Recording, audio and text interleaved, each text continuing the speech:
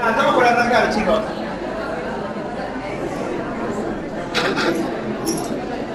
Bueno.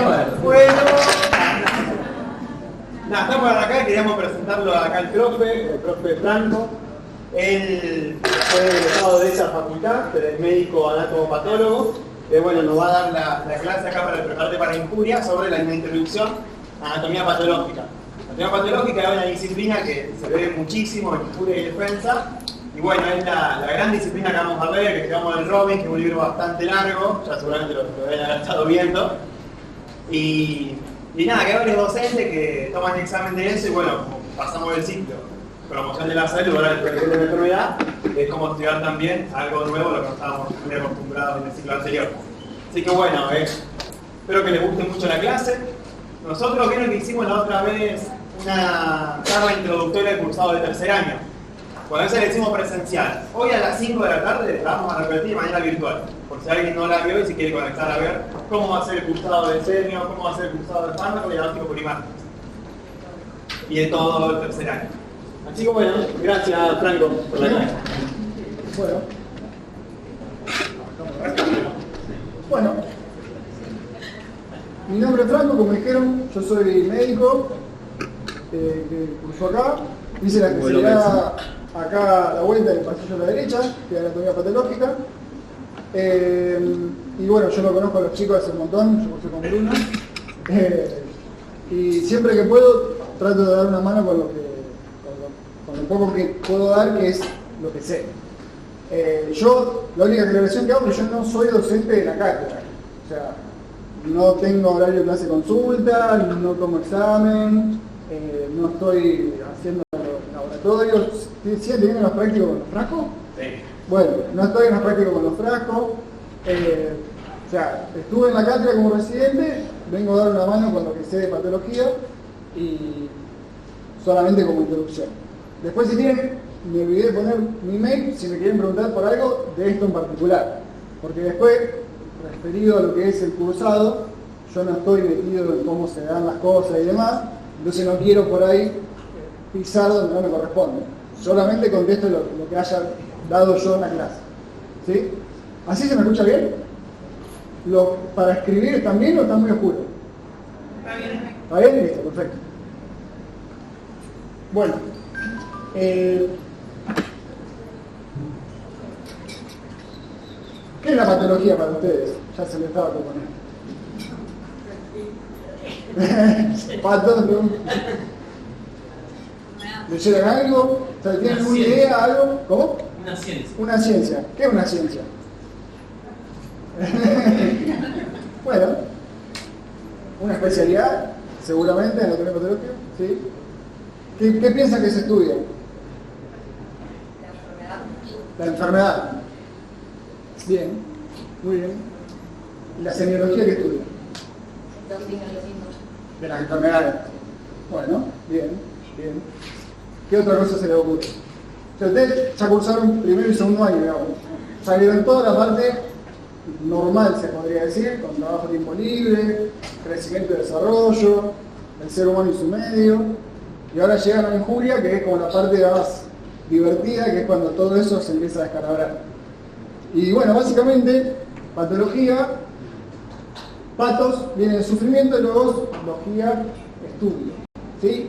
Básicamente en la patología se estudia el sufrimiento, se podría decir así muy violentamente.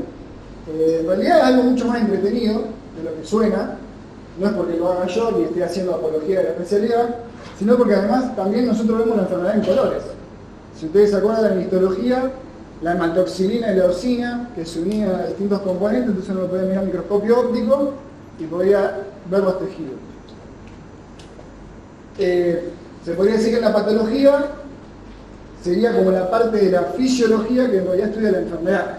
Ustedes en fisiología veían como la integración y la funcionalidad de las cosas. O sea, para poder entender fisiología, tenían que entender muy bien anatomía, tenían que entender química, tenían que entender histología, o por lo menos tener una somera idea. Con la patología pasa algo muy similar. Porque aparte, en este estudio de las enfermedades, como dijeron ustedes, la patología siempre está, en todas. aún en la especialidad que elijan. Digamos, yo como patólogo trabajo con todas las especialidades. Los clínicos me mandan biopsia, los dermatólogos mandan biopsia, las ginecólogas, el PAP, todos los PAP, lo miramos los patólogos. Todo lo que sean muestras de cáncer, oncólogos, hepatólogos o gastroenterólogos con las funciones hepáticas y demás. O sea, la patología está en todo, ¿sí? Y por eso está esto, a mí me pareció muy interesante, que esto está básicamente sacado del Robbins, para no decir robado, que es cómo se define el proceso patológico y lo pone como en 4 pasos o estadios. En realidad esto es dinámico, ¿sí? En el proceso patológico siempre hay una etiología, la etiología es la causa, la patogenia, ¿sí? Esa causa, ¿qué es lo que desencadena? Acá entro yo, con mi especialidad, que son los cambios morfológicos, ¿sí? Cuando uno mira el microscopio óptico, mira cambios microscópicos morfológicos. Y después está la expresión clínica, por ejemplo, como dijo la compañera, la semiología. Entonces, si yo entiendo de patología, puedo saber qué va a tener el paciente. ¿Se entiende? Ejemplo, en injuria, no sé si sigue estando de la misma manera, hay una unidad que es básicamente ictericia, se podría decir así a grandes rasgos. ¿Por casualidad sabe lo que es la ictericia? Cuando los recién nacidos tienen, ¿verdad? Los recién nacidos pueden tener ictericia. No es la definición, pero sí, los recién nacidos, exacto. Quedan como Amarillitos. Exactamente. Bueno, es la pigmentación anormal de, sobre todo lo que es de los tejidos, y en la esclera del ojo uno ve como si fuese amarillo. Eso es un signo, como dijo la compañera. O sea, es algo visible, algo que puedo mensurar, ¿sí? Lo puedo ver.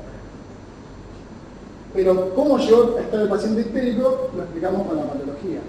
Puede ser por obstrucciones, puede ser por todo el proceso fisiopatogénico, que va a explicar esa última expresión que es lo que van a ver ustedes si son clínicos, por ejemplo. ¿Sí? O como médico en general. Como médico raso, cuando ustedes vean un paciente histérico, para poder pensar qué fue lo que lo causó, tienen que saber esto. ¿Sí? No pueden pensar esto de manera aislada. ¿Sí?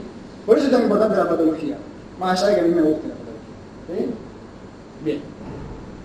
Particularmente, digamos, el primer capítulo de Robbins, que fue como me dijeron, tenés que dar el primer capítulo de Robbins, es como el capítulo introductorio en el cual se habla de injuria celular. ¿Sí? Yo lo que voy a hacer es asumir que ustedes a la célula la conocen, ¿sí? Y voy a empezar como a partir de ese conocimiento. Cualquier cosa, me interrumpen, levantan la mano o respetuosamente me dicen algo, paro y trato de contestar. ¿Sí? Prefiero que me interrumpan a que por ahí lleguen al final porque por ahí no se acuerdan, no tengo que volver para atrás con el power, o sea, no tengo problema que me interrumpan. No me gusta estar hablando todo el tiempo solo porque si no me aburro yo solo.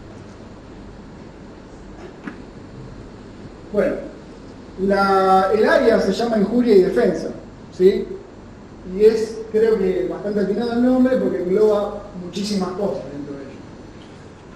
La injuria celular se podría definir o podría ser pensada como una alteración de la homeostasis celular. Homeostasis sí lo tienen que tener. ¿Qué es la homeostasis? Equilibrio. ¿Equilibrio? ¿Estamos de acuerdo? Equilibrio dinámico. Esa no hemos tomado. ¿Por qué equilibrio dinámico? ¿Quién dijo equilibrio dinámico? Yo. Sí. ¿Por qué equilibrio dinámico? ¿Por qué no equilibrio? Porque varía, está siempre dentro de un margen, está en la variación. Dentro de un margen. ¿Cómo se llamaba eso? Bien, perfecto. Exactamente. No hay un equilibrio, ni siquiera de manera crucial en la muerte. Aún un tejido en descomposición sigue teniendo procesos que se van dando, o sea, no hay una estabilidad, una equilibrio. Entonces siempre hay un equilibrio dinámico. Eso es la homeostasis. Y eso es lo que se tiene que mantener en el organismo para poder seguir funcionando. ¿Sí? Entonces la injuria es una alteración de ese equilibrio. ¿Sí? Lo que vamos a ver ahora es cómo responde la célula. Porque hay injurias, ¿no? Causas de injuria.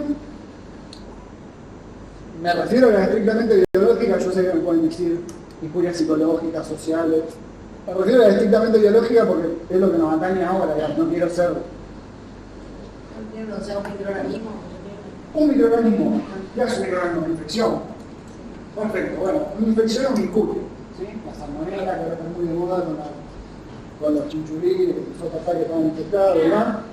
Una lesión mecánica. Lesión mecánica, bueno, ahí tenemos un gran grupo de lesiones, por ejemplo. ¿Sí? Agentes mecánicos, están los físicos, los químicos. A ver, causas de injurias de las células hay montones. Ya saliendo a la calle, hoy, 37 grados a la sombra, al rayo del sol, los rayos ultravioletas que están incidiendo directamente sobre su piel ya es una injuria. Y si se sostiene en el tiempo puede hacer muchas cosas. ¿Sí? De eso hasta la intoxicación por paracetamol hepático. Es en ese rango de posibilidades de muerte.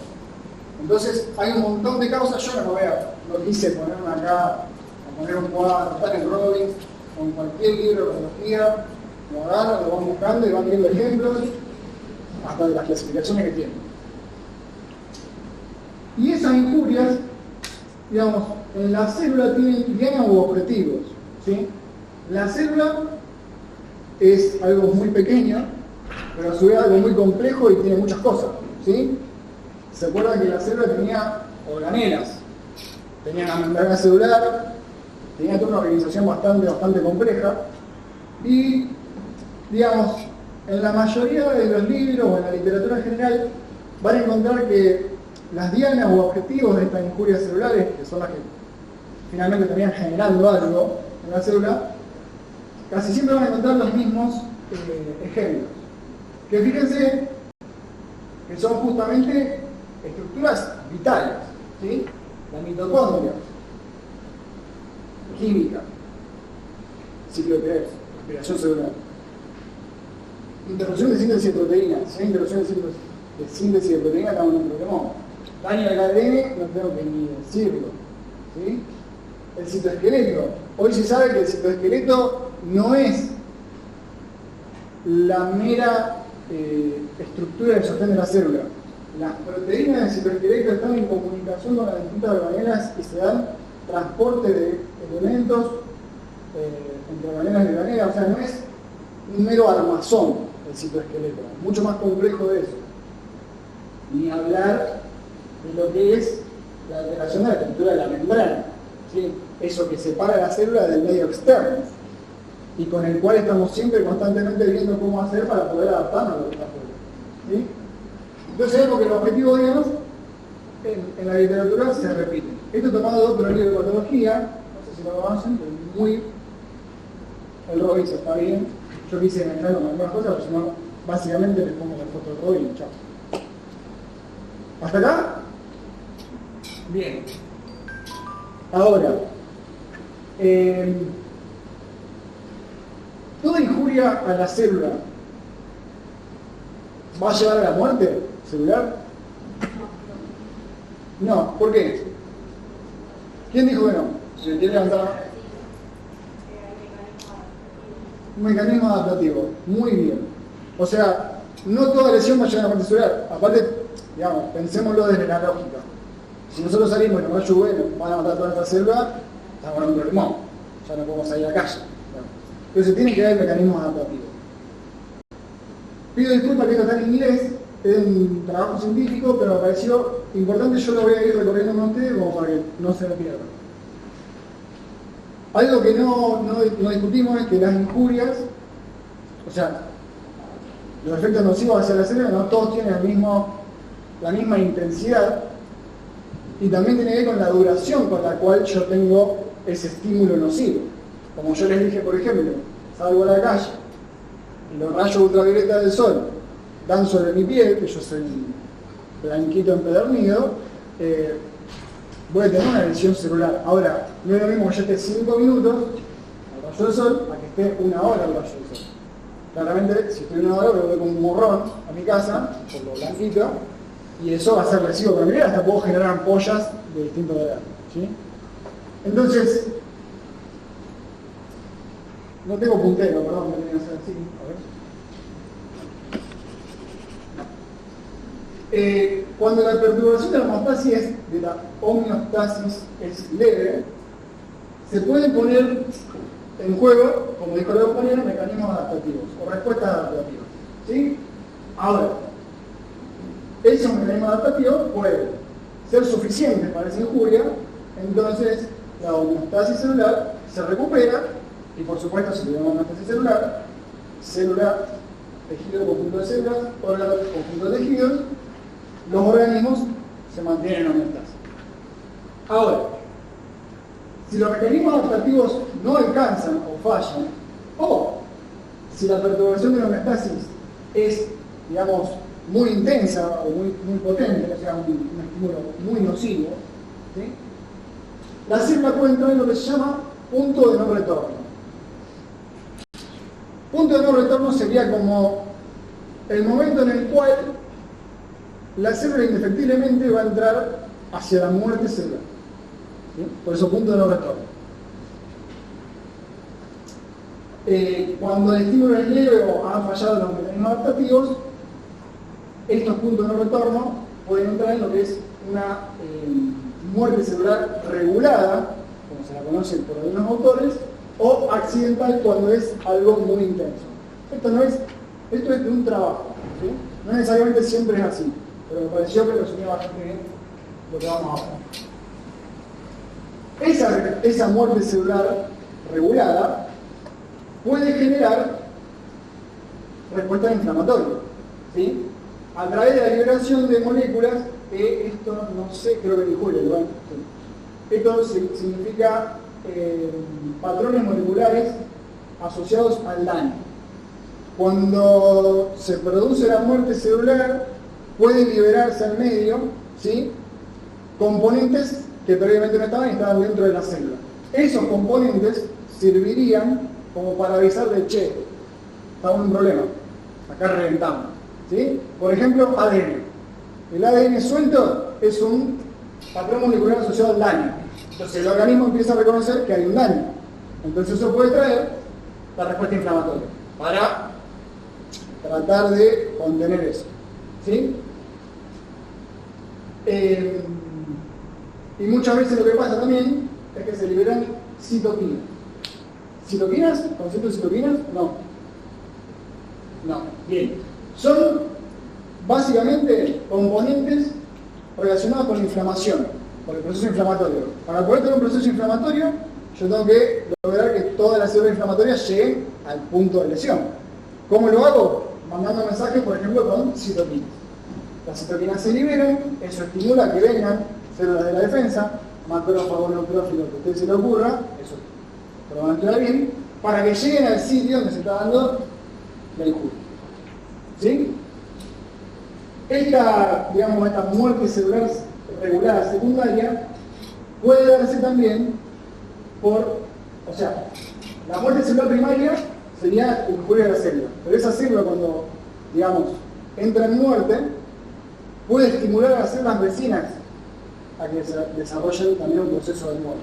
Entonces eso sería una muerte celular regulada secundaria, que también está estimulada por la citoquina. ¿Sí? Eso va a ir en detrimento de la homeostasis del organismo. ¿Me siguieron? ¿Estamos seguros? ¿Sí? Entonces, una alteración leve de la homeostasis puede dar lugar a una respuesta adaptativa. Que si es satisfactoria, no pasa nada. Nos movimos dentro de la placa de homeostasis, tal vez si veníamos por acá, está un poquito más arriba, pero estamos dentro de la placa de homeostasis, estamos en el equilibrio dinámico, zafamos. ¿Sí?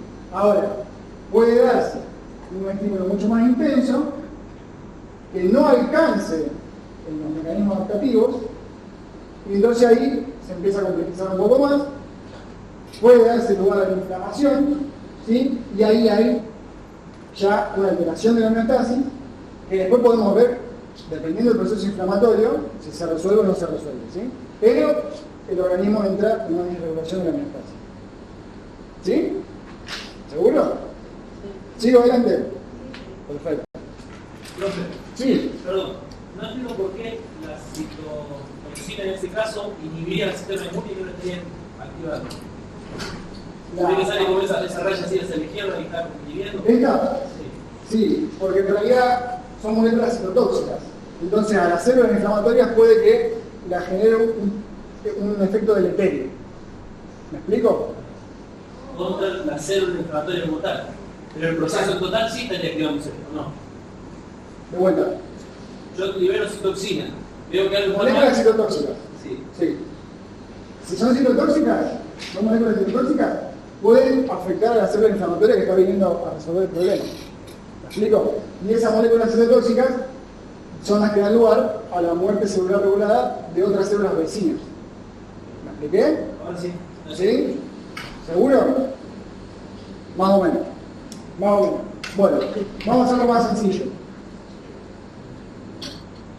Dependiendo de la intensidad del estímulo, se pueden poner en juego mecanismos adaptativos de respuesta, ¿sí? Que después lo vamos a ver más adelante. ¿Sí? Si el estímulo es superior a los mecanismos adaptativos, o sea, si esto falla, lo que va a pasar es que la célula va a entrar en un programa de muerte. ¿Sí? Déjenme mirar acá, en un programa de muerte. ¿Sí? El programa de muerte está relacionado con el proceso inflamatorio, ¿sí? Y la liberación de distintos componentes que pueden llevar a una alteración de la homeostasis. ¿Sí? Que después puede o no resolverse en otra instancia. Esto estamos hablando desde el punto de vista celular. ¿Sí? No significa que una infección nos va a matar. ¿Sí? Pero una infección, como es una compañera, es más allá de una lesión unicelular. ¿Sí? Cuando uno tiene, por ejemplo, una neumonía. Una neumonía es la afección de casi, puede ser un lóbulo entero del pulmón. O sea, no es una célula. Claramente estamos comprometiendo casi la mitad de un órgano. ¿Sí? ¿Se entendió? Bien. Ahora, la gran pregunta es ¿cuál es el punto de no retorno? O sea, ¿cuál es el punto en el cual la célula indefectiblemente dice, bueno, ya está, acá se me terminó el hilo del carretel, entro a la muerte? ¿Sí? Esa es una pregunta bastante compleja, porque en realidad no hay un momento o algo que pueda medirse para decir, ah, bueno, esta célula indefectiblemente va a entrar a la muerte. ¿Sí? O sea, es tan complejo todo lo que estamos viendo que se estima que hay un punto de no retorno, porque tiene que haberlo, digamos, tiene que haber un momento en el cual los mecanismos adaptativos no alcancen y la célula entre en la muerte. No se han definido, pero ahora vamos a ver, se han estudiado y se ha llegado a algunas aproximaciones que vamos a ver que son más o menos los ejemplos que di como los Diana en el ejemplo anterior. Acá, ¿sí? Cuando se afectan algunas de esas estructuras, es casi indefectible que las células van a entrar a la muerte celular. Ahora, vamos, digamos, hacia el extremo. Muerte celular. Hay una injuria, o muy intensa, o los mecanismos adaptativos no alcanzaron, la célula entra a la muerte. ¿Sí? Que eso es lo que vamos a ver hoy. El punto de no retorno es algo que lo que estaba comentando, que no se sabe bien definirlo, cuál sería. Ahora vamos a ver. Y acá tenemos dos o tres cosas muy importantes. La intensidad del estímulo, que es lo que yo les comentaba, no es lo mismo que yo me queme con una vela a que me carguen a fuego entero, para ponerlo groseramente. Y la duración del estímulo, que es como les decía, si yo saliera a la calle estuviese expuesto a los rayos UV del sol. ¿Sí? Es como el potencial de acción. Y ahí todos se quieren matar. Ustedes se acuerdan que el potencial de acción tiene que tener un estímulo umbral para poder generar potencial de acción. Potencial de acción, todo o nada. Ahora, pequeño estímulo chiquitito, sumado uno tras del otro, podría llegar al umbral y disparar potencial de acción. Esto es lo mismo. O tenemos un estímulo umbral de golpe, mucha intensidad, o va sumando, en este caso la duración del estímulo va sumando, llega al umbral, punto de no retorno, muerte en la célula. ¿Sí? Este gráfico es algo que les quería mostrar para que se den cuenta a dónde está uno cuando la muerte celular ya se dio. Fíjense, esta es la curva de muerte celular. Yo en el microscopio estoy acá. Y el clínico está acá. O sea, miren cuánto se tardó en ver el signo clínico de que algo se murió. ¿Sí? Y lo más cercano a la muerte celular son los cambios ultraestructurales. Son básicamente lo que le decía, esos objetivos o dianas. La alteración de la mitocondria, la alteración de la membrana plasmática, la alteración de la síntesis de proteína, un montón de cuestiones. Algunas se pueden ver con microscopía electrónica, no microscopía óptica. Microscopía óptica, el que tienen ustedes en histología, siguen mirando la histología. ¿Nunca lo tuvieron que hacer? Somos de Son virtuales, bueno. Pero el microscopio es una cosa re linda. Pero microscopía electrónica es otro, que tiene un barrido distinto, de otra forma, y puede ver ultraestructura. O sea, puede ver, por ejemplo, una mitocondria, la puede ver. En el microscopio óptico uno no ve el retículo endoplasmático, la mitocondria, ve el núcleo como una cosa grosera y la membrana, y alguna que otra cosita dentro del citoplasma, pero no ve organelo, ¿sí? Entonces, esto para que ustedes se den cuenta dónde está parado cada cosa, ¿sí? Y porque a veces uno cree que sí, sí, sí, exacto, sí, porque cuando se da la muerte, o sea, vos tenés el punto de muerte celular y empezás a ver los cambios intraestructurales solapadamente, ¿ves? Empiezan acá y acá no empezás a ver. ¿Sí? Esto es una meseta, acá ya es como... No, por eso. Pero sí. Está más a la derecha. ¿Sí? Porque por eso justamente es tan difícil esto del punto de no retorno. O sea, ¿cómo te das cuenta que la célula se murió si no tenés alguna forma de verlo? Claro. Lo que pasa, yo no me quiero meter mucho en eso, pero hoy en día está lo que se llama biología molecular. No sé si escucharon. Bueno, la biología molecular es algo fantástico, que también hacen los patólogos, pero los patólogos en lugares con mucha plata, que miran moléculas o pueden, digamos, observar, por ejemplo, la expresión de genes. Wow, sí, wow, fantástico. Entonces, está muchísimo más acá de lo que hago yo, ¿sí? Pero, por eso es, a ver, hay una disquisición conceptual. Ustedes piensan que en medicina los científicos lo que tratan de hacer es ponerle todo concepto, y todo tiene que ser medible y tangible. Entonces dijeron, ¿cómo sé que la célula está muerta? Y se quiere matar, porque es muy complicado poder hacerlo. O sea, decir, ¿cuál es el punto en el cual la célula va a entrar indefectiblemente a la muerte? No una pregunta que ustedes me van a decir, bueno, a ver, decime para probar la materia, ¿cuál es el punto de no retorno a la célula? Ni en pedo. Vamos a hablar así, no te lo van a preguntar. Yo lo que quiero es que ustedes tengan como un bagaje de esto, que lo entiendan. Si ustedes no lo están entendiendo, a mí no me sirve. O sea, lo dejo y sigo con otra cosa. Pero, básicamente, está la célula, hay una injuria que tiene que tener una intensidad o una duración suficiente como para matar a la célula, ¿sí? Y los mecanismos adaptativos no tienen que alcanzar para que la célula muera, ¿sí? Ahora estamos en ese extremo. Después vamos a ir al mecanismo adaptativo. Cuando la célula muere, empiezan a darse secuencialmente todos estos cambios. Cambios intraestructurales, o sea, vamos a ver que las mitocondrias podrían tener otra morfología, van a empezar a liberar compuestos que están dentro de la mitocondria hacia afuera para poder dar lugar a la apoptosis, seguramente algo habrán leído, y así. Después viene el cambio en microscopio óptico. O sea, ahí llego yo, miro, y después yo le voy a mostrar fotos de cosas que son apoptosis, ¿sí? Pero avanzadas en el tiempo. ¿Me explico? Yo ahora después lo iré mostrando. Y después llegan todos los demás. ¿Sí? Con la sintomatología llega después. El macroscópico viene mucho después. ¿Sí? ¿Me explico hasta acá? ¿Seguro? Perfecto. A mí me tienen que parar, si no entienden, porque a mí no me sirve de nada. Porque yo lo entiendo, pero el tema es que lo entiendan ustedes. O creo que lo entienden. Esto, no se vuelvan locos, esto es los puntos propuestos o puntos de no retorno que llevan a la muerte celular. No se vuelvan locos, está todo en inglés, ya sé, me quieren matar, no importa. Yo voy a seguir fiel en el principio. Se han propuesto como punto de no retorno 4 cosas. Presten atención. Activación masiva de caspasas.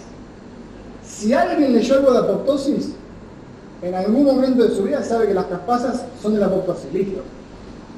Punto de no retorno, si tenés muchas caspasas activadas y muy probablemente la célula se muera. Entonces, lo proponemos como punto de no retorno. ¿Sí? Caspasas. ¿Sí? Ahora la vamos a ver bien. Son enzimas. Enzimas son catalizadores químicos. ¿Qué significa eso? Aceleran un proceso.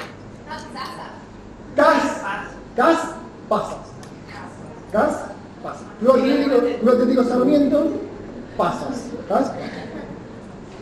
Esto acá, que un jeroglífico significa una alteración sostenida de la permeabilidad de la mitocondria, que está relacionada con esto, que tiene que ver con la permeabilización de la mitocondria. De vuelta, acuérdense, los objetivos diana, mitocondria. La mitocondria, organela relacionada con respiración celular, que tiene un montón de componentes, que ahora vamos a ver cuando veamos el proceso de apoptosis, que están relacionados con mantener el equilibrio entre moléculas proapoptóticas y antiapoptóticas. ¿Sí? Y la otra, esto significa la exposición de fosfatidilcerina.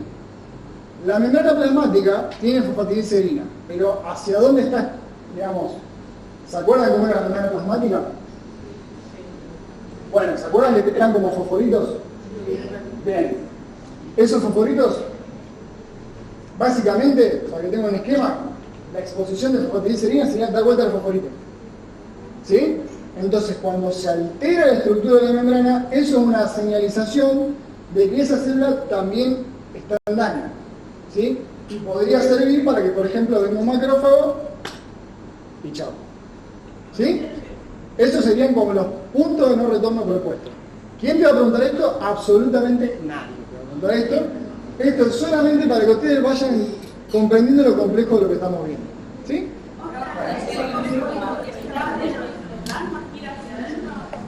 ¿Se da vuelta el fosforito? Sí. En el libro mencionaba como había puntos de que pasaba de ser reversible a irreversible. Y a esto otra cosa. Exactamente. Acá la compañía me decía que había en el libro un concepto de reversibilidad o irreversibilidad. Es esto. Cuando la lesión es irreversible, significa que los mecanismos adaptativos no alcanzaron para poder sobrellevar ese injurio. ¿Sí? Cuando es reversible, los mecanismos adaptativos alcanzan para que la célula no entre en muerte celular. ¿Se entendió? Bueno, yo voy a confiar en que me se entendió.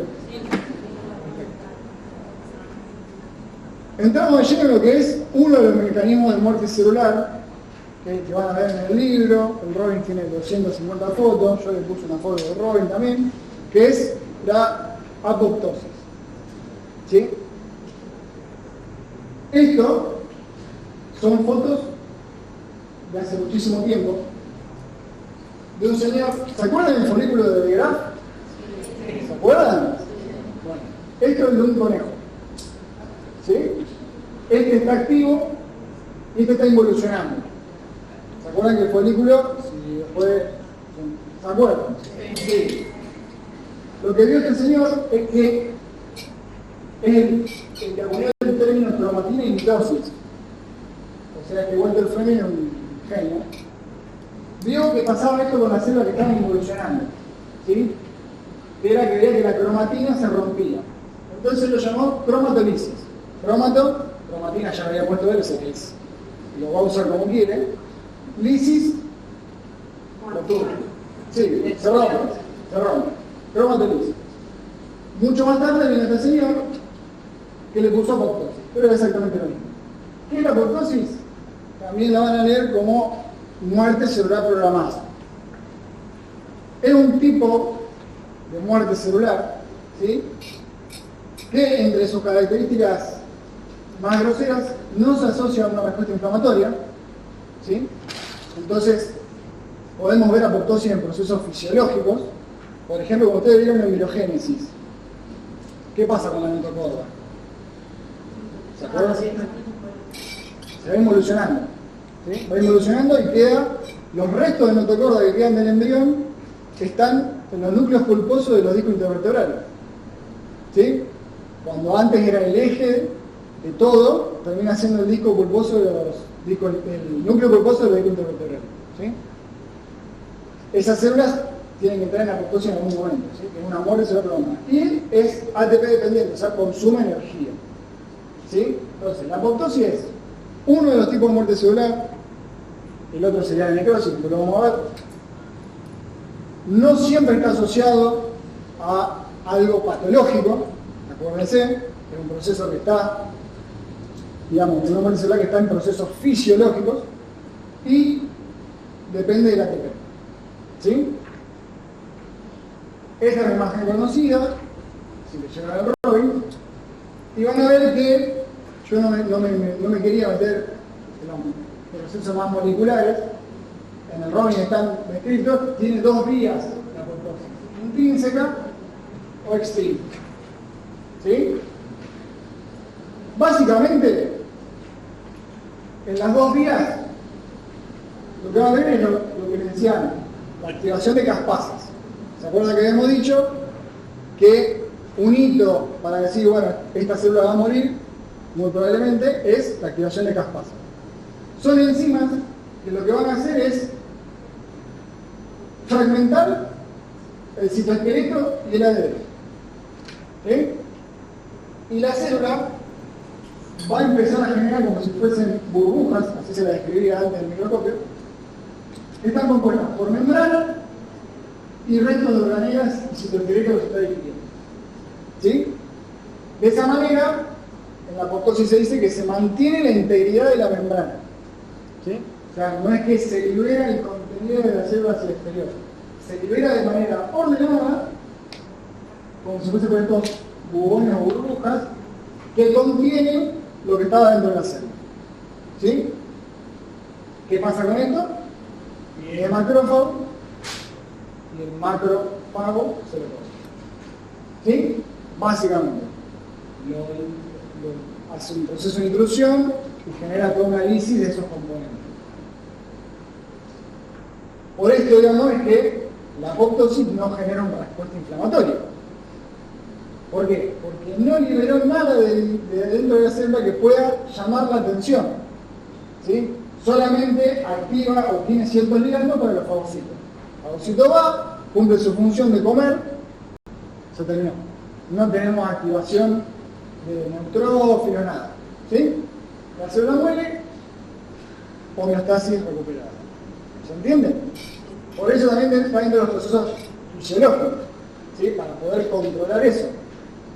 De vuelta lo mismo, en la embriogénesis uno tiene una producción masiva de células. ¿Se acuerdan que de algo tan chiquitito como la mórula, después aparece el embrión y demás? Eso tiene que estar controlado y regulado, porque si no, ¿qué diferencia habría entre un embrión y el cáncer? Que también es una proliferación desmedida de células, ¿sí? Eso tiene que estar totalmente programado, ordenado y tiene que tener una señalización. ¿Se entendió más o menos la apoptosis? Esto es elemental de apoptosis, digamos, Villiquen de apoptosis, digamos.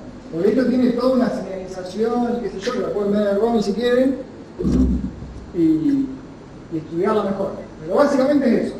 La célula entra en una muerte regular, ¿sí? Sin liberación del contenido hacia afuera. Integridad de la membrana. Consume ATP. No hay respuesta inflamatoria. Está relacionada a procesos fisiológicos. ¿Estamos? Base de la apoptosis. Para que me crean. Estas son fotos de casos míos. ¿Sí? Esto es piel. ¿Sí? Epitelio estratificado. Acá abajo, esto es dermis. Todo esto rosa con todo esto violeta. Todo esto violeta es un proceso inflamatorio. Esta piel tenía una patología. A ustedes no les incumbe, a mí me parece fascinante. Pero, quiero que es esto. ¿Ven esto rosa de ahí? Bueno, acá lo puse en mayor aumento. ¿Sí? Esto sigue siendo la piel, con su queratina, estratocono, pipi, eso rosa. Eso rosa, ustedes me van a tener que creer, es un queratinocito dentro de una apoptosis. ¿Sí? Yo estoy viendo todo lo que dije antes de que el núcleo, no estoy viendo nada. Lo que estoy viendo es una mancha rosa, me podría decir, porque a ustedes. Esto tiene un nombre propio, no importa, pero esto es un subrogante de que hubo una muerte celular programada.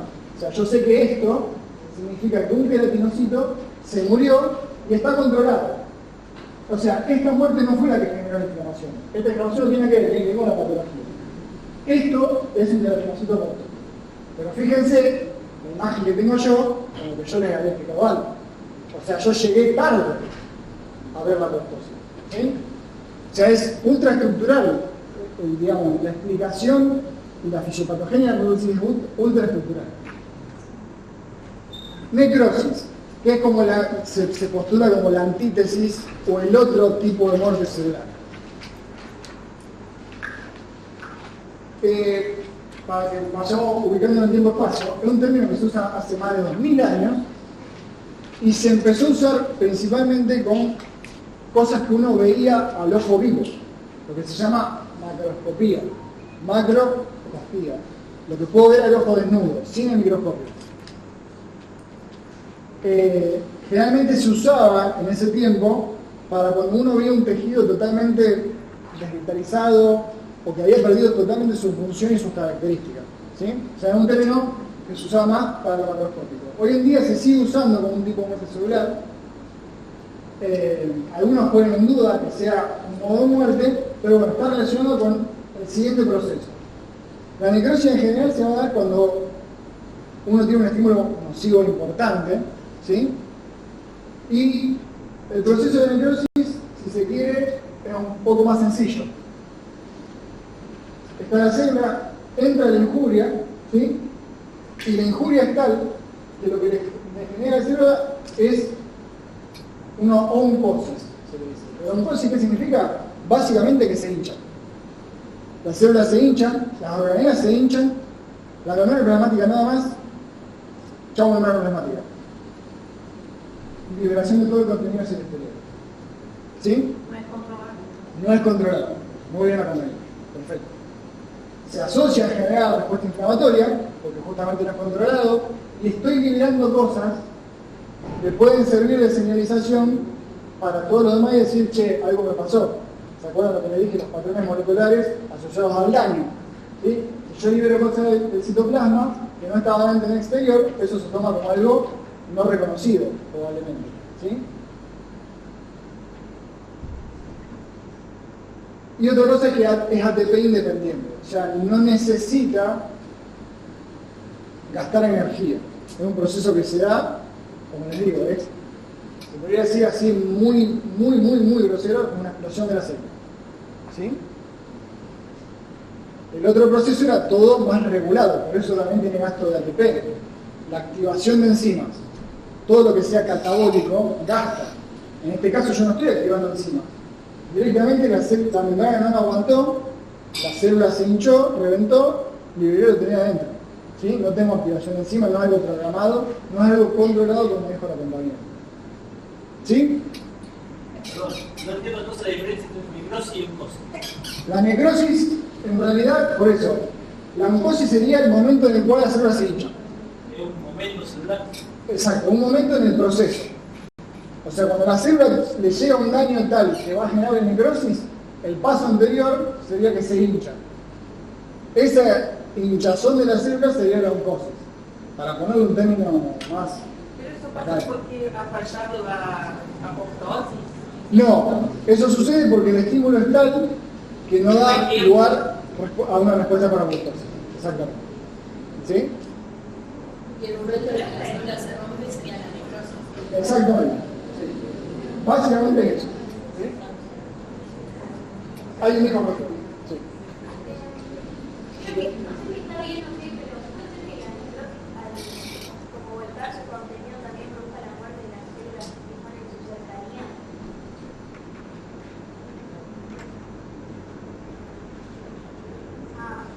Exactamente. El estímulo es tal, entra en un punto de no retorno, entras a un tipo de muerte, digamos, accidental que se le llama, y podés dar lugar a una respuesta de muerte celular a células vecinas. Justamente porque se asocia a la respuesta inflamatoria. Pero la necrosis no. La apoptosis no. La apoptosis no está asociada a una respuesta inflamatoria. Uno controla esa muerte justamente para no generar un efecto en cadena. ¿Sí? En la necrosis, al ser un proceso que no está controlado, eso puede dar lugar a un efecto en cadena y las células vecinas a esa célula que entró en necrosis pueden entrar también en muerte celular. Sí. O sea que la apoptosis es parte de la celular primaria, la necrosis secundaria. Sí, Exactamente. Igual, quédense como con conceptos de muerte celular, apoptosis y necrosis. ¿Sí? La apoptosis, como dijimos antes, una muerte regulada, ¿sí? No se asocia a respuesta inflamatoria, tiene gasto de ATP. ¿Sí? La necrosis, por su parte, es una muerte no regulada, en general el estímulo va a ser mucho más nocivo, por supuesto, se asocia a respuesta inflamatoria por lo que puede generar daño en células vecinas y es ATP independiente, o sea, no gasta energía. Esto es un ejemplo de necrosis, lo que quería que vieran es esto. Características de necrosis y apoptosis. Robbins. Elemental. Tamaño celular de la necrosis se agranda, como facta, con cosis. ¿Sí? Allá compañía frontal. La necrosis se agranda para después romperse. En la apoptosis reducido, encogimiento, ¿sí? Se empieza a generar la rotura del ADN, la rotura del citoesqueleto con organelas y la mandamos a vesículas. Núcleo. Apoptosis, desintegración en fragmento de tamaño de nucleosoma, no importa, una medida. ¿Sí? En el núcleo de la necrosis, pignosis, cariorexis, cariolipsis. Eso es, pignosis se achica y se pone más oscuro, cariorexis empieza a fagocitar, cariolipsis se rompe. ¿Sí? Creo que eso se dan los tres. O Puede ser secuencial, puede ser, digamos, sería como la secuencia. Después uno, para poder verlo, esto es como una película, digamos, pasa. Digo, es un proceso que se llega finalmente a la que es la rotura del núcleo, cariolipsis. ¿Sí? Membrana plasmática, necrosis, se rompe, ¿sí? Se hincha, se rompe. En la apoptosis, intacta. La estructura está alterada por la orientación de los lípidos. Eso es lo que yo les decía, la fosfatidilcerina. ¿Sí? La orientación de los lípidos cambia, la integridad de la membrana está, pero la orientación de los lípidos cambia. Eso es como señalización para decir que también está muriendo. ¿Sí? Contenidos celulares, en la necrosis. Hay digestión enzimática, pueden salir de la célula. O sea, el contenido celular sale de la célula. Apoptosis, intactos. Se liberan como cuerpos apoptóticos. Los cuerpos apoptóticos son las burbujitas que tenían los pedazos de ADN y organelas controladas en su forma. ¿Sí? Inflamación adyacente. Necrosis. Frecuente. ¿Sí? El proceso en general está asociado a inflamación. En la apoptosis, no. Papel fisiológico o patológico. También se lo expliqué. Necrosis. Invariablemente patológico. O sea, es la culminación de lesión celular irreversible. ¿Sí? Una lesión celular irreversible. Siempre el proceso patológico. Apoptosis. Puede ser fisiológico, como lo vieron ustedes en embriología. Por ejemplo, de embriología son hemológicos. Eso es bien. ¿Sí? ¿Se entendió?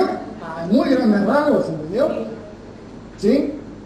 ¿Alguien quiere preguntar algo? ¿Ahí que haya quedado? Sí. ¿Qué es lo que produce la oncosis? Lo que produce la oncosis en realidad es una lesión que se da en la célula que tiene que ver con una pérdida de la funcionalidad de un montón de estructuras de la célula. ¿Sí? Algunas células siguientes, por ejemplo, la bomba de ATP debería dejar de funcionar. ¿Se acuerdan la bomba de ATP? Bueno, eso mantiene, por ejemplo, la estructura celular. Yo no me quise meter mucho en lo molecular, primero porque se pone peliagudo, el segundo, que no sé con cuánta profundidad es que se van a preguntar. Por eso yo no quiero, digamos, meterme en cosas que no me corresponden. Después por ahí pueden hacer clase de consulta y preguntar hasta dónde les parece a los docentes que es el punto de estudio.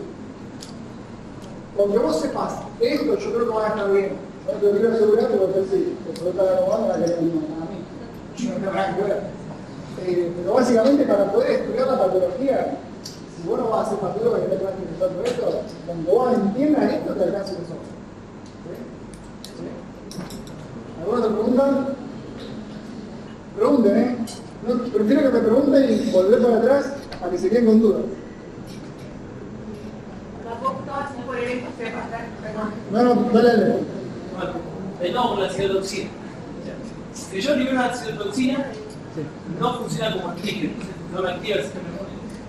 Eso sería. Olvídate ese cuadrito. Ese cuadrito. Sí. Olvídate. No, pero está bien. Estaba hablando de una necrosis en ese caso porque era no regulada. Y después, como mencioné, una necrosis genética, una macetosis, no termina de explicar cómo una liberación intracelular no estaría activando el sistema.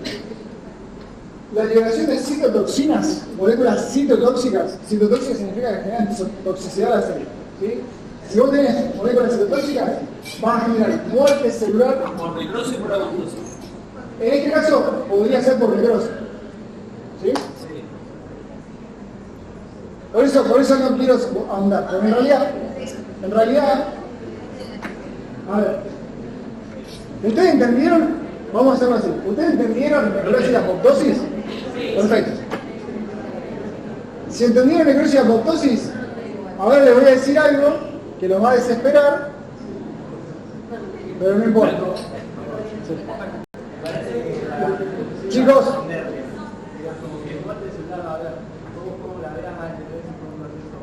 apoptosis o necrosis. En realidad esto es, para que ustedes entiendan, es como que estamos viendo como polos distintos de muerte celular, ¿sí? Que son fenotipos, o sea, formas en las que las células se mueven. Pero en sí, uno cuando ve un proceso inflamatorio, por ejemplo, no está viendo específicamente si cada célula se mueve por necrosis o apoptosis. En realidad estos procesos están imbrincados. ¿Por qué? Yo que les dije, la apoptosis necesita ATP. Y si, nadie me preguntó acá, pero si la célula no tiene tanto ATP, ¿cómo hace para seguir con la apoptosis? Exactamente. Por eso yo no quiero generar confusión. Pero esto es más complejo, digamos. Por eso si ustedes entendieron lo que es apoptosis por un lado y necrosis por el otro, ustedes eso lo entendieron. En procesos distintos, cuál de las características, ¿esto lo entendieron? Perfecto. Entonces yo ahora vamos a ver eso. Esto no es taxativamente de esa manera. Vos no ves solamente apoptosis, solamente necrosis. Una célula que no le alcanza el ATP para poder hacer apoptosis, por el motivo que fuese, no tiene la cantidad suficiente de esa moneda energética, deja de estar en apoptosis y entra en necrosis. Porque justamente no le alcanza para poder seguir con ese proceso. Es un proceso, si se quiere, se puede decir un proceso activo de la apoptosis. ¿Sí? Porque yo activo enzimas, tengo vías de sintetización, rompo de manera organizada. No, exactamente, las citoquinas en general son para activar células inflamatorias. Y las moléculas citotóxicas son moléculas que se liberan en el proceso inflamatorio, las que libera la célula cuando se muere. ¿Sí?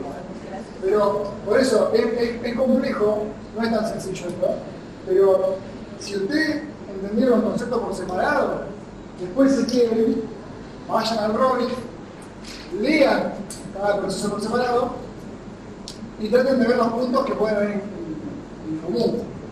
Por eso, como les digo, ese ejemplo es el más claro. Una célula que no tiene la cantidad suficiente de ATP no puede hacer apoptosis, porque la apoptosis es ATP dependiente. Entonces ahí entra en necrosis. ¿Cómo es ese proceso que deja de estar en apoptosis y entra en necrosis? Una bola de pedo. Hay cambios intraestructurales, civilizaciones. No tiene sentido. No tiene sentido. ¿Sí? Si a vos te gusta, porque sos ñaño como yo, te puedo pasar literatura para que leas, busques y te fijes. Pero no tiene mucho sentido, porque en realidad se ponen como extremo para poder estudiar la muerte celular. Y esto es un modelo muy simplificado de la muerte celular. ¿Sí? En el Robbins, dependiendo de la edición que tengan, van a tener un montón de desarrollo o no de cosas moleculares. ¿Sí? Van a ver que las caspasas tienen números, 3, 6, 7, 8, 9, y están las que son iniciadoras y las ejecutoras. Entonces unas empiezan, después hacen una cascada, la otra sigue. Si quieren estudiarlo, bienvenido. Yo quise hacerlo lo más acotado posible para que no quieran quedar un poquito para adentro. Eso te es una idea siempre relevante, porque En realidad, digamos, a ver, si es relevante o no. de la vida Experiencia. A ver, yo por ejemplo ahora trabajo en genética. O sea, y todo eso, sí. La gente de genética sabe muy bien la diferencia de la electrónica, de la y hay muchas cosas que se estudian para poder hacer fármacos. Entonces, ese es el punto. Hay mucha gente muy ñoña, más que yo, que estudia todo eso para ver dónde puede meter la droga y por ahí ver si puede cortar el proceso. Piensen ustedes, piénsenlo. El cáncer, como una de las enfermedades más groseras del mundo y todas conocidas. Esto, la muerte de la célula, es una cosa que se pensó para ver si podíamos matar el cáncer. Entonces hubo mucha gente que estudió esto para ver si le podíamos hacer algo de cáncer con esto. Entonces se pusieron a ver a dónde podían tocar en toda esa activación en la célula para ver si la podían hacer entrar en muerte celular a la célula. Entonces esto es un campo muy amplio. Por eso yo quise reducir lo más posible sin dejar de ser las células. Estos son dos polos que se ponen como los extremos de tipos de muerte celular. Yo tenía una diapositiva que voy a pasar muy rápidamente, que es esta. Estos son un montón de tipos de muertes celulares que se descubrieron. ¿Y cómo la descubrieron? Con la biología molecular, la ultraestructura. Se pusieron a ver y encontraron un millón de formas en las que las células se pueden morir. ¿Sí? Y no tiene nada que ver ni con la apoptosis ni con la necrosis. ¿Sí? Estos son como morfologías que uno puede ver. Pero el tipo de muerte que pueden tener es amplísimo. Esto es para volarse los pelos. Está súper interesante, pero esto no es lo que le atañe a ustedes. Ustedes están recién entrando en lujuria. O sea, están recién entendiendo lo que le pasa a la célula cuando la faja, digamos, básicamente. ¿Sí? Entonces, yo lo que quiero es que se vayan con la base. ¿Sí? Ustedes, apoptosis. ¿Se entendió? Perfecto. ¿La necrosis? Bien. Este cuadro creo que es el más paradigmático y el que más se tiene que llevar a la casa. ¿Sí? Justamente porque resume las características de cada uno y en algún punto, si se quiere, uno podría armar una definición de cada una de ellas con estas características. Entonces, usted en el examen le pregunta ¿qué es apoptosis? Y bueno, es un tipo de muerte celular en el cual la célula tiene un movimiento celular, la membrana plasmática está íntegra, ¿sí? Entonces, lo que pasa es que se activan distintas enzimas que dan lugar a la escisión de estructuras citoesqueléticas y del ADN, ¿sí? Generándose cuerpos apoptóticos que se liberan y son fagocitados por macrófagos. Todo este proceso es un proceso activo que conlleva el consumo de ATP. No hay una respuesta inflamatoria asociada. Excelente, tiene 10. Perfecto. Necrosis lo mismo. ¿Qué es la necrosis? Bueno, es un tipo de muerte celular en el cual la célula se vuelve tumefacta, ¿sí? Es un proceso no controlado en el cual la membrana plasmática pierde su integridad, ¿sí? Por ende el contenido citoplasmático es liberado hacia el exterior, frecuentemente se asocia a la inflamación y es un proceso definido como invariablemente patológico, a diferencia de la apoptosis que puede ser un proceso fisiológico. No hay un consumo de ATP, o sea, es ATP independiente. ¿Se entendió? ¿Estamos seguros? Seguro. Bueno. Van a ver que en el Robbins muestra distintos tipos de necrosis desde un punto de vista morfológico. ¿Sí? Necrosis coagulativa, necrosis lipoefactiva, una gangrena seca húmeda, ¿sí? Una necrosis gaseosa. Son todo tipo de necrosis que son en sí son necrosis. ¿Sí? Por eso dije necrosis tal, necrosis tal, necrosis tal. O sea, son muertes celulares que no consumen ATP, bla, bla, bla, bla, todo lo que dijimos. ¿Sí? Pero son perlitas que gusta, eso sí gusta tomar, en los exámenes, eso sí lo sé. ¿Por qué? Porque son paradigmáticas. Y porque, digamos, el patólogo lo ve. Esto sí lo vemos. Este es un ejemplo de necrosis coagulativa. ¿Sí? Uno lo que ve en la necrosis coagulativa es la sombra de la célula. Esto es un glomérulo renal, aunque ustedes no me crean, y todo esto son túbulos renales, aunque ustedes no me crean. ¿Sí? Lo que veo ahí es como la sombra de lo que había. A este tipo de imagen se lo conoce como necrosis coagulativa. Después ustedes van a ver dónde encontrar ejemplos de imagen. Esto sería un riñón. ¿Sí? Los riñones tienen circulación terminal. Que vayan de esa forma. La necrosis licuefactiva, por el contrario, no hay una estructura visible y en general hay una gran respuesta inflamatoria con neutrófilos piocitos, que son los neutrófilos que ya han entrado en muerte por inflamación. No encontramos una estructura definida. ¿Sí? Necrosis licuefactiva. Después está la necrosis gaseosa, que es particular porque el calcium es lo que se ve en la tuberculosis, ¿sí? Que en realidad es porque se ve como queso. Si fuese blanco, el calcium como algo blanco, que se ve muy particular de la tuberculosis.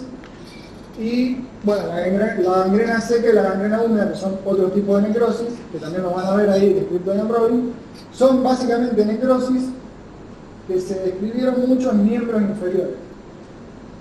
¿Vieron los pacientes que tienen diabetes que tienen los pies a la miseria? Bueno, cuando hay poco riego sanguíneo, se empieza a morir eso, por supuesto. Entonces entra en necrosis.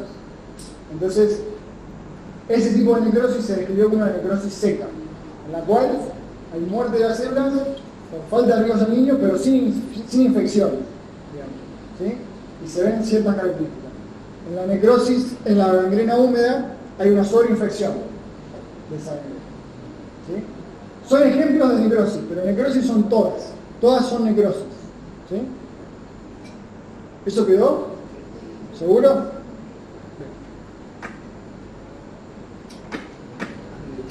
Bueno, y ahora vamos como a la otra parte. Cuando la injuria celular no es lo suficientemente intensa o el organismo pudo dar una respuesta adaptativa a esa injuria celular.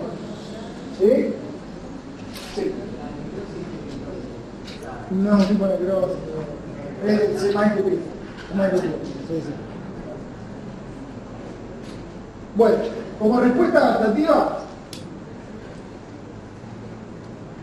yo acá puse 4 conceptos que son elementales que ya los deben conocer en realidad, si no me equivoco. Bien, ¿qué es hipertrofia? Aumenta el tamaño celular. Porque si yo, no, por eso si no sería un cosis. Si se hincha es un cosis. La hipertrofia es el aumento del tamaño celular con el aumento de las organelas correspondientes, ¿sí? O sea, una fibra muscular hipertrófica tiene más miofibrilla, tiene más proteína, tiene más mitocondria, tiene más de todo. ¿Sí? Eso es hipertrofia. Aumento del tamaño celular con sus correspondientes componentes. ¿Sí? La hipertrofia, como respuesta adaptativa, puede ser un proceso, podemos clasificarlo en procesos fisiológicos o patológicos. ¿Sí? ¿Algún ejemplo de hipertrofia fisiológica? Eso podrían haberlo visto. ¿Cómo? La masa muscular, hipertrofia muscular por la masa muscular en el ejercicio. Bien. ¿Alguna otra? El músculo del corazón, pero ahí, ¿en qué sentido? Excéntrico. Porque si es un aumento hipertrófico concéntrico. No, pero está bien. La compañía dijo el corazón. Vamos a ir poniendo. Yo acá, como fisiológico normal, puse el útero grávido. Sexualidad, género y reproducción. El útero, para poder contener semejante producto de la concepción, tiene que crecer. Un útero mide 3 por 5 por 8, más o menos aproximadamente. Para poder tener el producto de la concepción tiene que crecer muchísimo más. Eso es una hipertrofia fisiológica del útero. El miometrio lo vemos muchísimo más grande. Fibras musculares son más grandes. La foto es bastante fiel. Pero era del Robin. Patológico. La compañera dijo algo fisiológico con respecto al corazón. El crecimiento del corazón. Está bien si no es este crecimiento. Este es una hipertrofia del miocardio concéntrico. La luz del ventrículo queda disminuida. Esa no es la misma que la que tiene, por ejemplo, un atleta de alto rendimiento, que es una hipertrofia excéntrica. Es distinto, la cavidad no se toca. ¿Sí? Entonces ahí depende, no está mal, pero... Está bien, el que lo van a ver, lo tienen que ver ahora en julio, pero hipertrofia concéntrica, o capaz la tienen trabajo en tiempo libre, un poquito, pero bueno, no importa.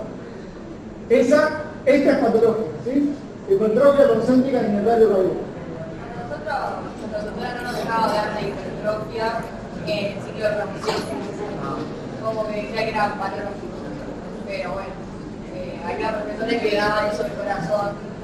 Bueno, Sí. la hipertrofia del músculo del miometrio es algo fisiológico, no es patológico y es patológico.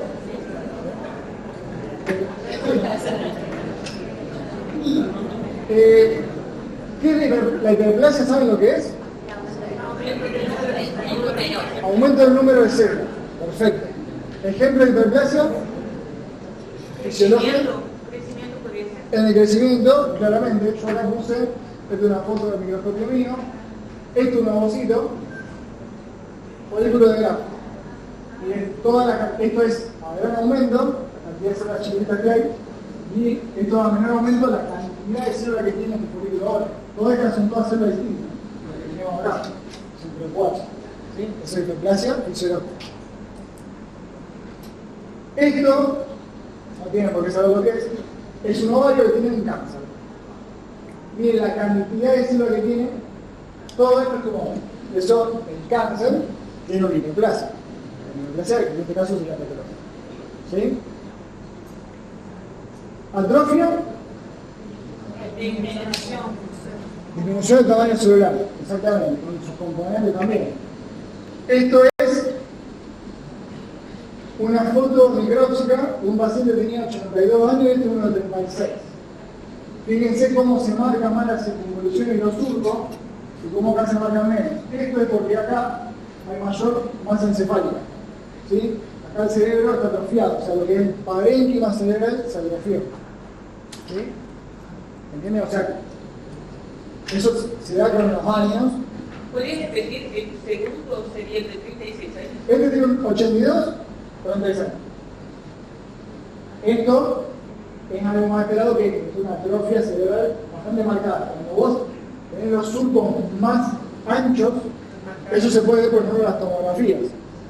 Cuando uno ve una tomografía o una resonancia, distintos tipos por imágenes, pueden ver que haya un aumento o ensanchamiento de los surcos. Eso te habla de una atrofia cerebral. ¿Sí?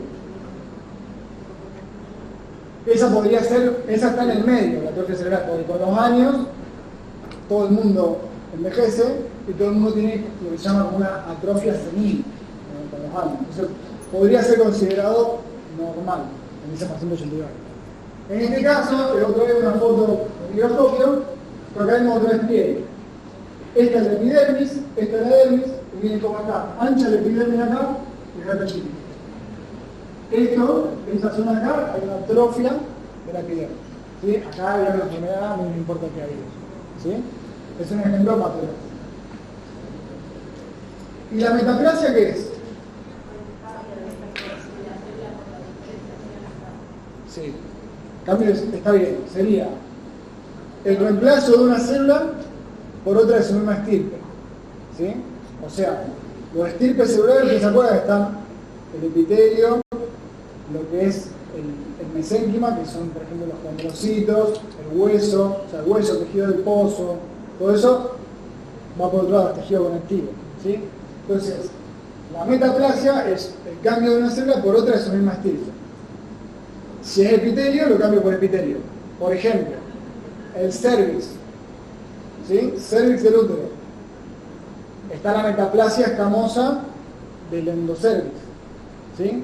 Cuando el pavimento se mete un poco hacia el endocervix. ¿De acuerdo? Lucha de epitelio, gracias compañero. Exactamente. Que hay una transformación de un epitelio glandular, que está en el endocervix, por un epitelio escamoso que está en el exocervix. ¿Sí? Esa lucha de epitelio que es donde se dan las infecciones por HPV. ¿Sí? Bien. ¿La displasia sería por otro tipo de célula? ¿La qué? La displasia. No, bueno, justamente acá iba a poner un ejemplo de displasia, que no es necesariamente por otro tipo de célula. Cuando es por otro tipo de célula, tiene otro concepto, pero en realidad uno no cambia epitelio por algo mesenquimatoso. ¿Sí? O sea, vos no cambiás un pavimento por tejido adiposo. Eso no es metaplasia. ¿Sí? Metaplasia es por el mismo estilo. O sea, un pavimento por un epitelio glandular. O, como en este caso, la metaplasia del esófago de Barrett. ¿Se acuerdan que en el esófago y el estómago también hay una lucha de epitelios? ¿Sí? Porque el esófago, ¿cómo viene siendo? Famoso. Cuando llegamos al estómago necesitamos un epitelio glandular. ¿Sí? Fúngico. Bueno, como pasa en el cervix, pasa en el esófago y el estómago. Está la lucha de epitelios. ¿Sí?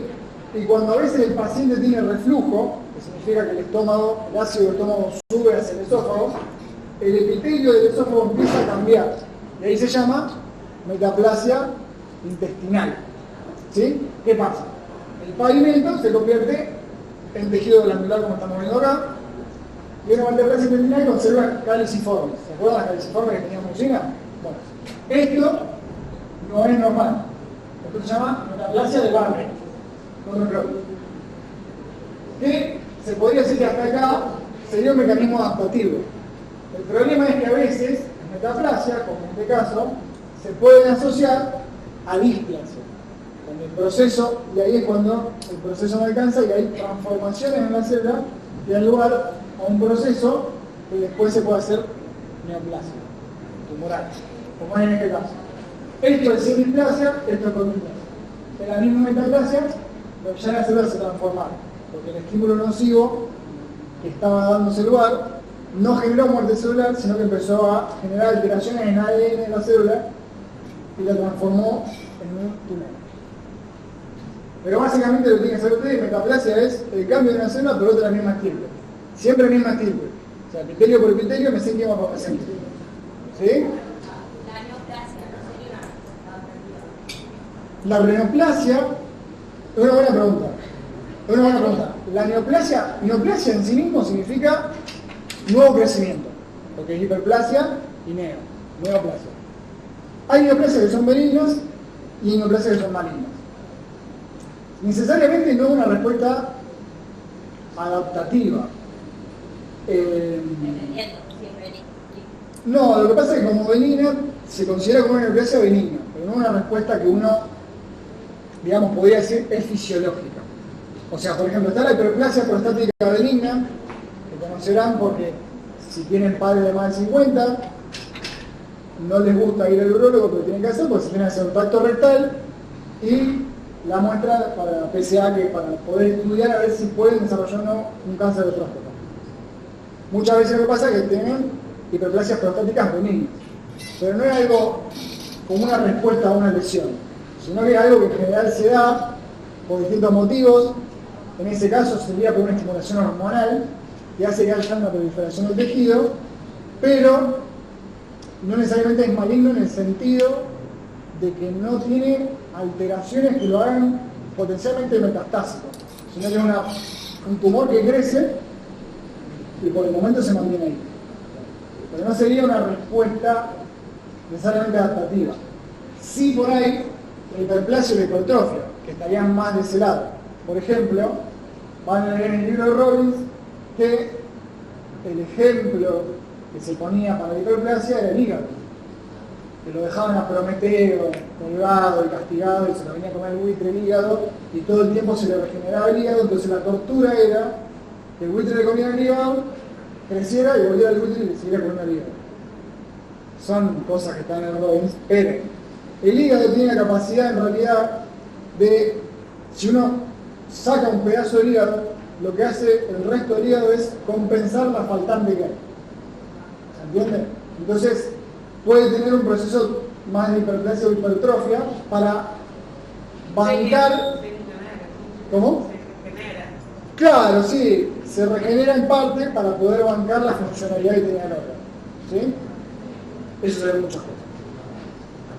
¿Se entendió? La metaplasia yo no la... La metaplasia no entendimos. La metaplasia es el cambio de un epitelio por otro. ¿Sí?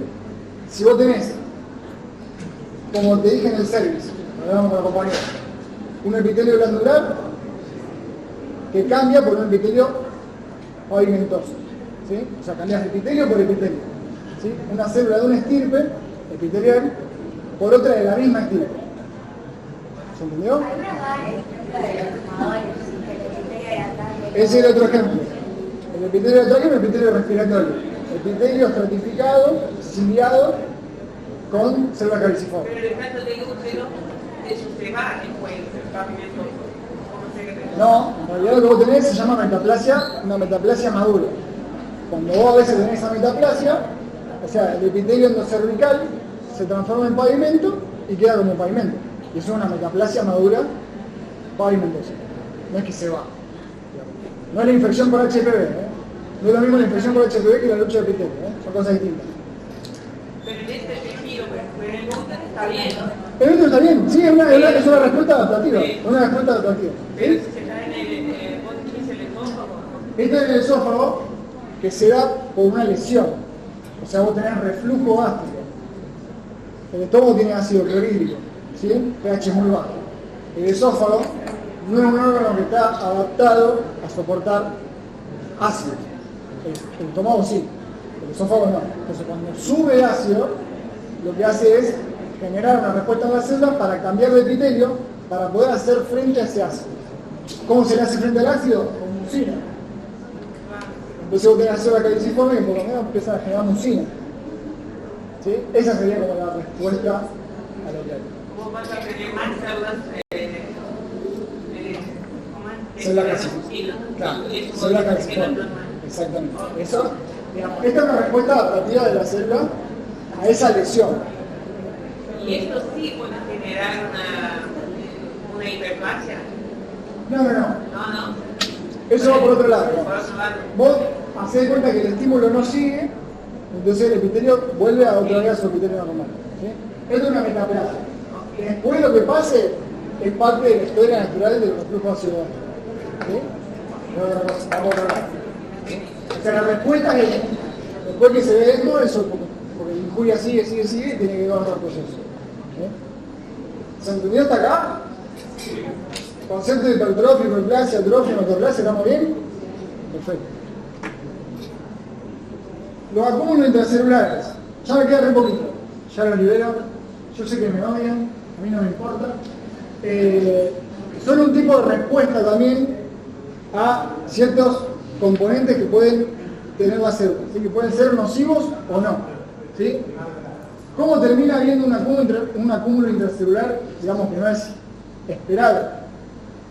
Un componente se produce a ritmo normal o aumentado, pero el metabolismo no alcanza para poder sacárselo de encima. ¿Sí? ¿Se entiende eso?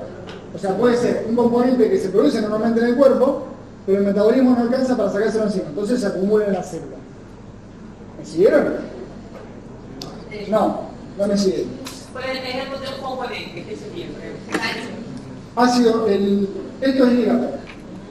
Cuando uno consume mucha dieta rica en grasas, se puede desarrollar valvular más grande de injuria, sino que metabólico. Eso significa que uno consume mucha grasa, aumenta el panículo adiposo, pero no solamente aumenta el panículo adiposo, sino que también el hígado, que en nutrición lo tiene que haber visto, o con el órgano de choque contra todo lo que uno consume, también puede acumular grasa. Esto se llama esteatosis hepática. ¿Sí? Son hepatocitos, estos son hepatocitos reales, de foto de microscopio, con vacuolas de líquido. Esto no lo tiene que tener el hígado. El hígado no acumula grasa. Lo acumula porque le estamos dando a McDonald's zarpado. ¿Se entiende? Entonces, cuando el metabolismo no alcanza, puede ser un componente normal, porque el tejido, o sea, la grasa uno la puede consumir, pero el metabolismo no alcanza para sacárselo encima. Entonces, por ejemplo, una de las cosas que puede ver es la esteatosis. ¿Se entiende? Acumulación intracelular de un componente que normalmente está en el cuerpo, pero el metabolismo no alcanza para poder depurarlo o catabolizarlo o metabolizarlo. ¿Se entendió? Perfecto. ¿Ustedes me dicen sí como los locos? Sí. Puede ser otra forma por la cual se pueden acumular adentro de la célula roja. Alteraciones genéticas o adquiridas en el metabolismo, transporte, empaquetamiento o secreción del mismo. ¿Sí? Si yo no tengo toda esa maquinaria perfectamente bien, claramente voy a tener retenido ese alimento que no puedo sacar encima. Esto está en el Robbins, cuando estén en Injuria estudiando, van a ver estos hermosos síndromes que se llaman Krieger-Nager, Lewin-Johnson, Rotor, etc. Son todas enfermedades relacionadas con alteraciones genéticas que alteran distintas proteínas transportadoras para sacarse de encima la bilirrubina. ¿Sí? Ya sea conjugada o no conjugada. Entonces, ¿la bilirrubina es algo normal en el cuerpo? Sí. Pero si yo no tengo toda la maquinaria funcionando para metabolizarla, transportarla, empaquetarla o secretarla, la voy a acumular. Eso es un ejemplo. ¿Sí? Alteración genética que genera acumulación intracelular. Eso lo van a ver, no sé en qué UP, pero tiene que estar en alguna que dice. ¿La 5? ¿La 6? La 5 era mi La 5, sigue siendo la 5. La 5. Esto es el ejemplo de algo que también se ve en el cuerpo. Esto es una médula ósea que se acumula oxalato. ¿Sí? También es un componente normal. Eso fue un corte de verdad. Esto es una célula gigante multinuclear, se las presento, así son de verdad, que está tratando de comerse lo que está ahí dando vuelta, que es el oxalato, pero no lo puede hacer porque le falta las enzimas para poder hacerlo. ¿Sí? A este paciente le faltaban justamente las enzimas para poder metabolizar el oxalato. Es algo normal, pero él no se lo puede sacar de encima. Entonces lo empezó a acumular. Y esto es una función especial para poderlo controlar el plasma. Yo trato de que algunos se enganchen con patología, pero me parece que no le va a gustar. Y después puede ser un componente exógeno anormal que se acumula básicamente por no tener cómo hacer para llevarlo, para metabolizarlo o transportarlo. ¿Sí?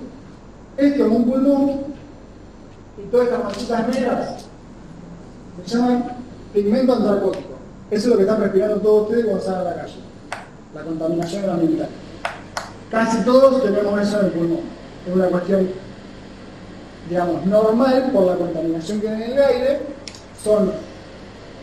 Se depositan como esos elementos así y el pulmón no se los puede sacar encima porque no es algo que esté normalmente con nosotros y tampoco podemos transportarlo. Entonces queda en el pulmón. ¿Y una situación normal lo podemos sacar o...? No, queda bien. Igual no te vas a morir. Es mucho más probable que te mueras por otra cosa que por el antracosis. Eso no tiene nada que ver. No interfiere en nada. Se ve mucho más aumentado, por ejemplo, por supuesto, en pacientes que fuman. Porque claramente están metiendo la chimenea sideral adentro de los pulmones. Entonces ahí sí, es muchísimo más. Pero normalmente no puede verlo. Y por último, que son en realidad también conceptos que están en esta etapa, que son las calcificaciones patológicas. Ustedes ya vieron el proceso de calcificación normal, del siguiente desarrollo, que seguramente no lo tienen mucho. Las calcificaciones patológicas son básicamente dos, distrófica y metastásica, así se llaman.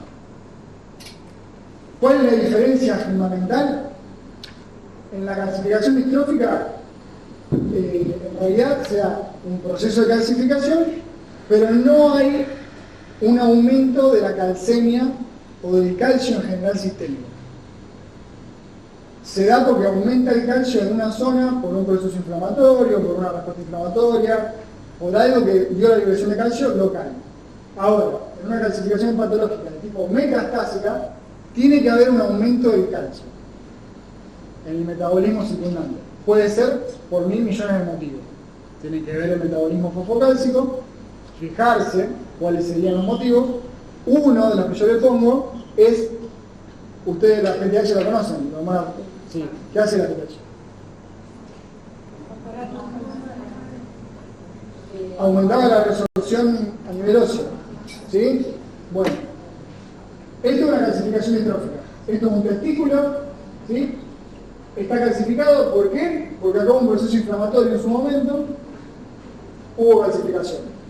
No hay aumento del calcio general, sino que hay un aumento del calcio local por el mismo proceso que se está haciendo inflamatorio. ¿Sí? En la caída. En este caso, era un proceso inflamatorio de regresión. Pero muchas veces uno lo puede ver en otras cosas, como por ejemplo el cáncer. El cáncer, al tener una producción aumentada, también a veces tiene muertes celulares una tras la otra y tiene una respuesta inflamatoria. Entonces uno puede ver calcificaciones en tumores. Por ejemplo, las chicas que se van a hacer las mamografías, muchas veces su resultado depende de si se vieron calcificaciones, cómo eran las calcificaciones, qué tamaño tenían, dónde estaban, qué sé yo, porque eso pueden ser signos de posiblemente un tumor, ¿sí? Por ejemplo, por dar un ejemplo. En general están asociados a procesos inflamatorios o liberación de calcio, pero local, siempre local. O sea, este paciente no tenía aumentado su calcio general. ¿Me explico? O sea, siempre que tenés un proceso inflamatorio. No, siempre que tenés un proceso inflamatorio. No siempre. A veces, en alguna proceso inflamatorio, podés tener una calcificación. ¿Sí?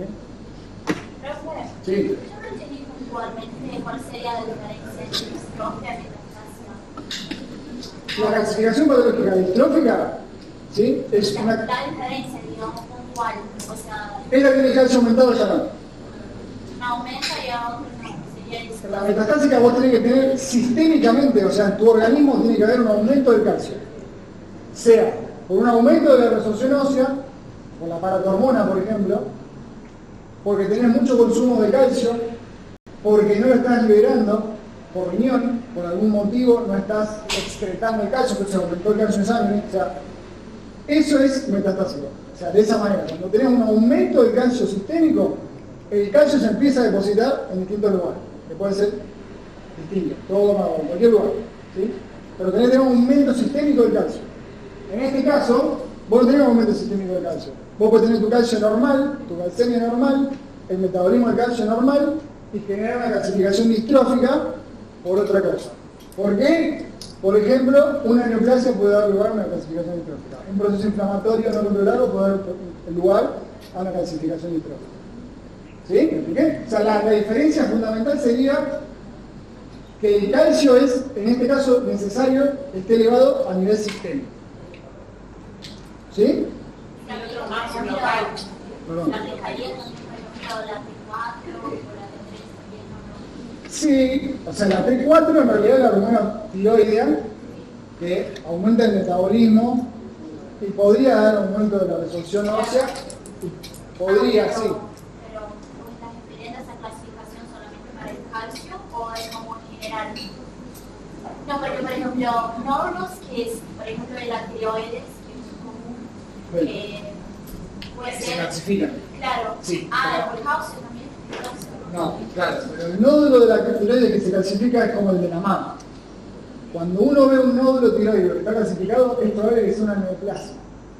Y la neoplasia, ahí tenés, va por otro lado. O sea, no es que tiene el paciente aumentado el calcio y por eso el nódulo se le calcificó. El nódulo se le empezó a calcificar por el proceso neoplásico que tiene per se en ese nódulo. De hecho, en la tiroides es un signo de malignidad que tenga calcio. O sea, es mucho más probable que no sea algo muy bueno. En la mama pueden haber calcificaciones a veces porque, no sé, una lesión, o sea, un golpe, puede dar lugar después a una pequeña calcificación. Por ejemplo, no siempre, no necesariamente es condición sine qua non después de una lesión de una calcificación. A veces puede tener algo así. ¿Sí? ¿Me expliqué? O sea, la diferencia fundamental es en esta el calcio, por algún motivo de todo el metabolismo fosfocálcico, está aumentado. Yo, el ejemplo que le iba a dar justamente se llama la enfermedad que se llama tumor pardo. No sé si lo conocen, es justamente un aumento de la hormona paratiroidea, ¿sí? Con hiperplasia de las paratiroides y aumento de la resorción ósea. Esto es hueso. Esto es un molécula ósea que está todo minado de células gigantes multinucleares que están comiendo hueso a morir y eso aumenta el calcio sistémicamente. ¿Sí? Entonces el paciente puede empezar a tener problemas de cálculos renales, depósito de calcio en distintos lugares del organismo, todo porque se alteró el metabolismo fosfocálcico, o sea, aumenté muchísimo la cantidad de calcio que tengo sistémicamente. ¿Sí? ¿Ok? Buenísimo. Sí. ¿Vos como patólogo podés ver? No, ¿cómo me he dicho? No. O sea, ¿podés discernir ya en el microscopio cuál de las dos es? ¿O No, eso lo dice está el análisis? no, lo dice la clínica. Claro. Si yo veo esto, puedo pensarlo, decir, bueno, si el paciente tiene la calcemia elevada, esto puede ser un tumor fácil, de las características. Pero por eso te digo, si yo no tengo el dato de que el paciente tiene calcio aumentado, por el motivo que sea, yo no lo puedo ver. Yo no sé dónde lo puedo. O sea, esta calcificación es como cualquier calcificación. Este tipo de imagen así, violeta, bien oscura, la puedo tener porque sea hidrófilo o porque sea metafásica. Yo con el microscopio no logro discernir si esto es porque aumentó mucho su calcio sistémicamente o porque tuvo proceso inflamatorio. Eso me va a decir la clínica. El paciente tiene una calcemia de 200, de alguno del hueso. ¿Sí? ¿Se entendió?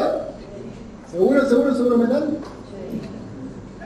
Sí. Había un libro que decía que si las células microscópicas no daban la respuesta inflamatoria, ahí pasaba esa clasificación. Es que puede darse, digamos, la célula necrótica es un continuo, digamos. La célula está muerta y que está necrótica, hay distintas cuestiones que se dan en el mismo contexto.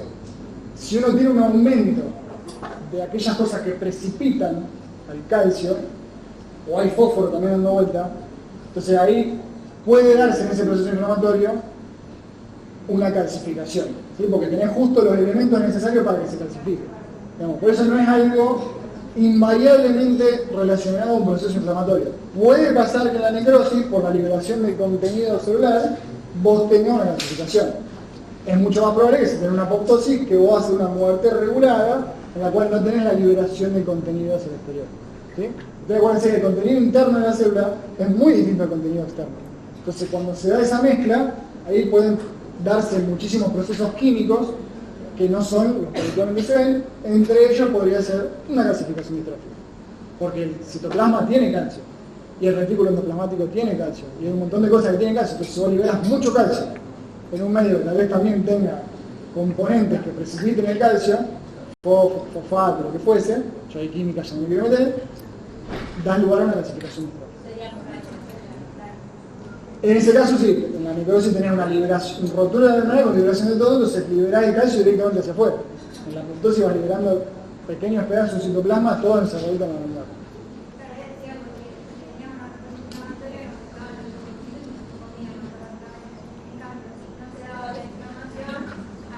Podría darse eso, ¿sí? Exacto. Es secuencial, es una película, estos son modelos, los modelos ustedes, creo que los modelos ya lo vieron como concepto, no me acuerdo. El modelo es una representación muy imperfecta de la realidad, pero es lo que más se acerca a lo que es la realidad. En este caso también es un modelo, es de ver cómo hacemos para poder definir cómo se muere la célula y estudiar eso. En este caso hay mucha gente que le interesa por el cáncer, por ejemplo. ¿Se entiende? Si queremos matar al cáncer, tenemos que entender cómo se muere la célula. O sea, por ejemplo, hay mucha gente haciendo estas cosas. Ustedes tienen que tener la base de todo esto, que es lo que yo más o menos les digo. ¿Sí?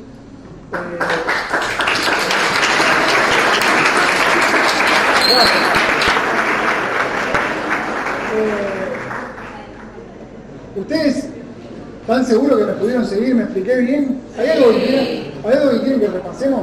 ¿No?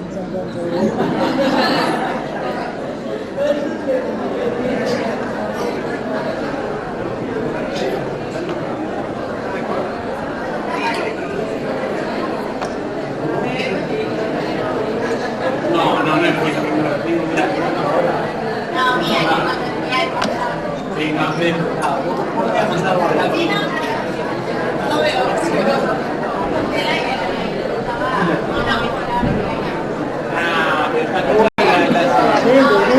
yo la tengo que rendir. ¿Sí? Ahora el bueno, pero acá se lo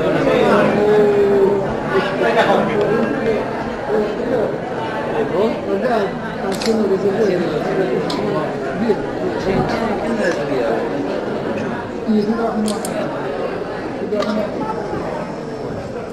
El problema.